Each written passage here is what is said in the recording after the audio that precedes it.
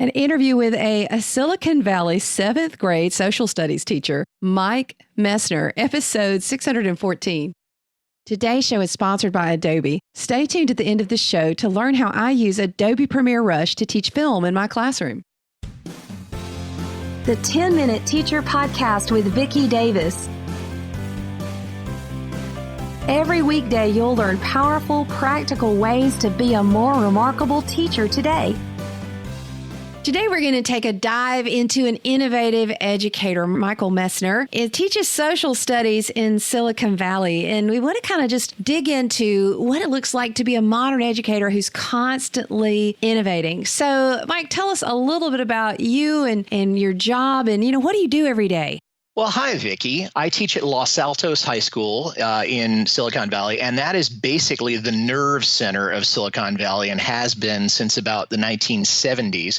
We're just down the road from where Apple started in the garage in Cupertino, and we are just a few blocks away from the Google headquarters. So we really can't get more centered in the valley than where I work. I teach 11th grade U.S. history and 12th grade civics, so I have the older end of high school, and it is an exciting time and an exciting place to be teaching social studies, not just because of what's going on in our political system and what's going on with our government, but also because this is an area of just constant change, constant innovation. And when you describe talking about having to constantly innovate, it kind of goes with the territory when you work and live where I do. So, Mike, take us into a conversation you might have had with don't tell us names, but say an innovative Silicon Valley parent about what they expect from a social studies classroom like yours.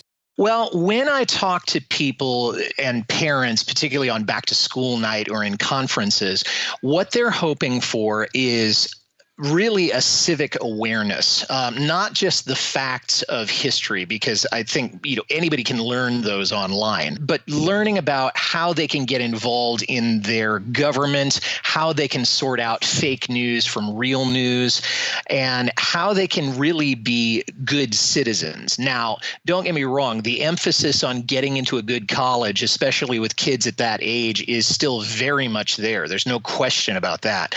And that's probably number one. But in addition to that, they also are interested in kids that really are prepared to deal with the huge amounts of information that they're going to deal with on a daily basis and that they do deal with on a daily basis. So those are the things that I get from parents in this valley.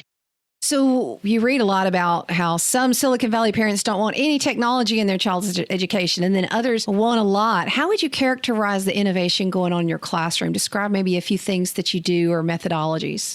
Well, to answer your question first, I can't remember the last time I had a parent who said we don't want any technology. Our school has been very good about adapting to changes in technology, and actually it was our students that wrote the cell phone policy for our school. The idea is that you're allowed to use them as long as they are meeting an academic purpose, and so there's not a rule of you have to absolutely put them away, or you can't have them in class, or you have to turn them in at the beginning of the school day or at the beginning of the class period. So we've been using Google Classroom as basically our LMS for the last 4 to 5 years.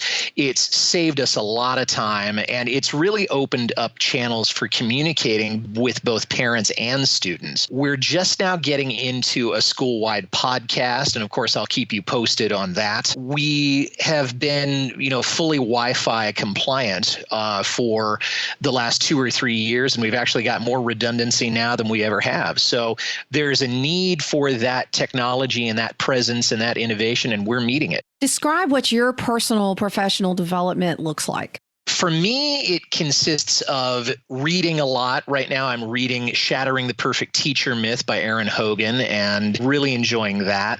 I'm also a member of the 4 o'clock faculty Voxer group, which is a group of teachers all over the United States that got together on a book study 2 years ago, reading Rich Chiz's book, The 4 o'clock Faculty, on Voxer. And we did that study for about 6 weeks. And at the end of it, one of our leaders said, "Hey, this conversation's everything's really going well. Why don't we stick around and form a full-on PLN? And that's what we've done. And it has blossomed into not just talking about books, but we celebrate each other's birthdays and we keep each other up to date on what we're doing in our classrooms.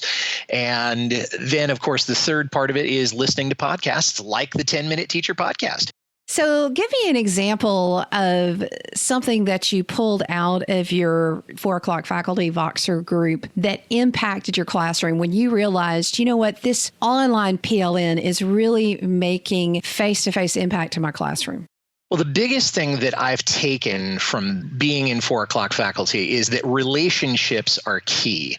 I think early in my career, I had this idea that teaching was going to be a transactional thing, that I was going to teach, they were going to learn, and that was going to kind of be the end of it. What I've realized is that as I build relationships with students, that they're going to know that I really do care about them as people, not just as grade getters. And that's something that came up very early in the 4 o'clock faculty discussions, and it's something that I've tried to implement. Now, that's not always easy when you're dealing with teenagers, and you, Vicki, know that.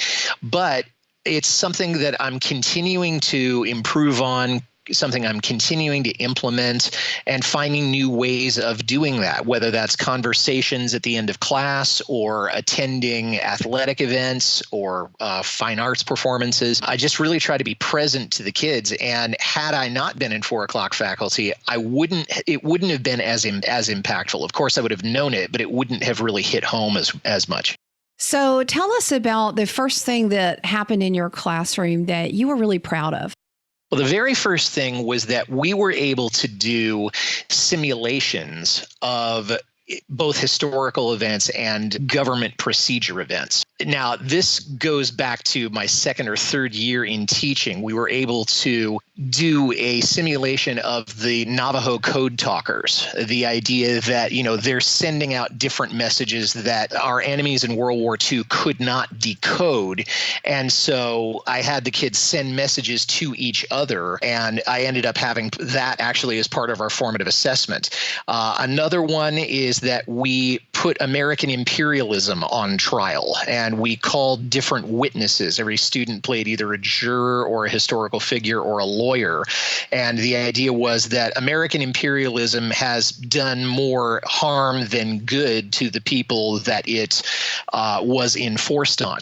We do a simulation in my civics class where we put a bill together based on immigration, and everyone plays a senator or a House member or somebody else who's involved in the process. And we see what changes go through when the House and the conference committee and the Senate, and what does the president say, and all those things. And then I'm hoping this year or maybe next fall to do a simulation where lobbyists are approaching politicians or lawmakers and, making their pitch about why they should or should not vote for a law that's on the docket.